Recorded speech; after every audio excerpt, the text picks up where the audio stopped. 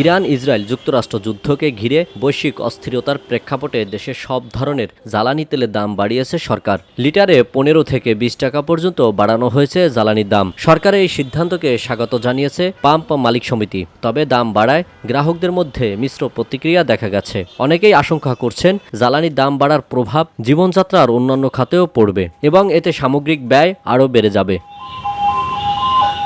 আন্তর্জাতিক বাজারের সঙ্গে সামঞ্জস্য রাখতে অবশেষে দেশীয় ভোক্তা পর্যায়ে সব ধরনের জ্বালানি তেলের দাম লিটারে 15 থেকে 20 টাকা পর্যন্ত বাড়িয়েছে সরকার। বিদ্যুৎ, জ্বালানি ও খনিজ সম্পদ বিভাগের নির্ধারিত নতুন দর অনুযায়ী রোববার থেকে পাম্পগুলোতে প্রতি লিটার ডিজেল 115, অকটেন 140 টাকা, পেট্রোল 135 টাকা এবং কেরোসিন 130 টাকায় বিক্রি হচ্ছে। তবে ভিন্ন মত রয়েছে। কেউ কেউ মনে করছেন দাম সমন্বয় আগে করাই উচিত ছিল।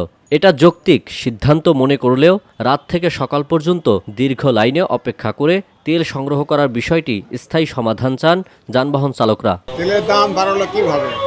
দেশে তো তেল নাই, তবে তেলের দাম কিভাবে বাড়ায়? এটা একটা সম্পূর্ণ একটা বিবেচনাহীন কাজ করছে। তেল ঠিক হয় না তো। আর যেভাবে আমাদের কাছে তেলের যে অবস্থা করছে, আমরা 4-5টার সময় আসছি, 5টার সময় এসেও আমরা এই যে এখন এইভাবে দাঁড়িয়েছি 5 ঘন্টা। এখনও তেল কতটুকু দেবে আমরা জানি না। তাহলে লিটারে 20 টাকা এই মুহূর্তে বাড়ানো উচিত হয়নি, কারণ আমরা যে কষ্ট করে তেলটা নিতেছি, যদি তেলটা স্বাভাবিকভাবে সরবরাহ রেখে বাড়াইতো তাহলে আমাদের কোনো অভিযোগ ছিল না। এমন আমাদের সেম কষ্ট, কিন্তু টাকাও দিতে হবে বেশি, তাহলে এর তো কোনো যৌক্তিকতা নেই। সরকার যদি মনে করে যেহেতু যে আমাদের জ্বালানিটার দাম বাড়ার দরকার, তাহলে বাড়াবে, তবে এখানে সব কিছু বিবেচনা করে বাড়াবে। ঠিক আছে, এটা আমি মনে করি। তবে জ্বালানির ক্ষেত্রে যদি তেল সম্পদ সমাধান হয়, তবে যারা নিয়ন্ত্রণের টাকার দরকার সেটা নিয়ন্ত্রণের টাকাটা যুক্তি মনে করি আমি। তেলের সংকট নেই জানিয়ে পাম্প কর্তৃপক্ষরা জানান, সাধারণ মানুষ ইচ্ছা করেই এই পরিস্থিতি তৈরি করেছে এবং অনেকেই বাসায় রেখে আবারও নিতে আসে। সংকট ছিল না, এখনো নাই, কিন্তু এটা হলো মানুষের একটা হুজুকে ভুলের কারণে এরা করতেছে। আসলে এই দামটা তো বাড়ানোর অনেক আগেই তো ছিল, কিন্তু সরকার চেয়েছে জনগণের হলেও উপকার করার জন্য। এখন সরকার তো আর পারছে না। এদিকে পাম্পগুলো ভিআইপিদের নিয়ম শৃঙ্খলা ভঙ্গ করে তেল সংগ্রহের বিষয়টি নিয়ে চরম ক্ষোভ প্রকাশ করেন সাধারণ মানুষ। পাম্পে আসলে তেলের জ্বালা, ঘরে গেলে মনে করেন যে হলো বইয়ের জ্বালা, গ্লাস খুলে মশার জ্বালা।